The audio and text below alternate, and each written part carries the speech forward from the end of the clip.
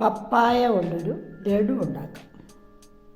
പപ്പായയുടെ തൊലി വൃത്തിയായി ചെത്തിക്കളഞ്ഞ് കഷ്ണങ്ങളാക്കുക. ഇന്ന് വീഡിയോ പിടിച്ചു തരുന്നത് എൻ്റെ ഈതനാണ്. അവന് തീരെ വയ്യ, നല്ല പനിയാണ് എൻ്റെ കുഞ്ഞിന്. അതുകൊണ്ടാണ് 2 ദിവസമായിട്ട് വീഡിയോ ഒന്നും ഇടാഞ്ഞത്. നമ്മുടെ പപ്പായ ഇതാ കഷ്ണങ്ങളാക്കി ഞുറുക്കി വെച്ചിട്ടുണ്ട്. ഇത് മിക്സിയുടെ ജാറിലേക്ക് ഇടുക. എന്നിട്ട് നല്ലവണ്ണം അരച്ചു കൊണ്ടുവരിക. ലഡു ഉണ്ടാക്കാൻ ആവശ്യമായ സാധനങ്ങൾ: പപ്പായ അരച്ചു കൊണ്ടുവന്നത്, നെയ്യ്, ഏലക്ക, കശുവണ്ടിപ്പരിപ്പ് പൊടിച്ചത്, റവ, അല്പം പഞ്ചസാര. ഈ പപ്പായയ്ക്ക് നല്ല മധുരമുണ്ട്, അതുകൊണ്ട് കുറച്ച് പഞ്ചസാരയെ ഞാൻ എടുക്കുന്നുള്ളൂ കേട്ടോ. ഇനി നമുക്കത് ഉണ്ടാക്കാം. ഈ റവയൊന്ന് വറുത്തെടുക്കാം.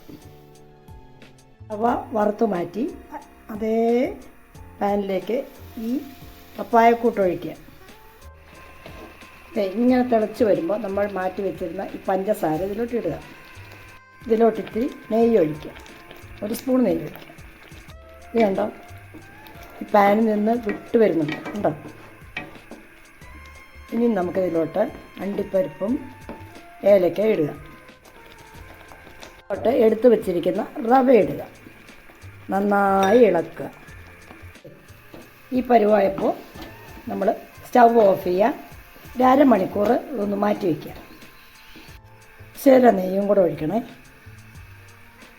ഇത് ഞാൻ വേറൊരു പാത്രത്തിലേക്ക് ചൂടാറാനായിട്ട് വെച്ചിരിക്കുകയാണ്. ഒന്ന് ചൂടാറട്ടെ, എന്നാലേ ഉണ്ട പിടിക്കാനൊക്കത്തുള്ളൂ. ഇതാ ഇത് ചൂടാറി കേട്ടോ. ഞാനെൻ്റെ കയ്യിൽ ഇച്ചിരി നെയ്യ് പുരട്ടിയിട്ടുണ്ട്. ഇത് ഇത്തിരി ചെറുതായിട്ട് ഉരുളകളാക്കുക.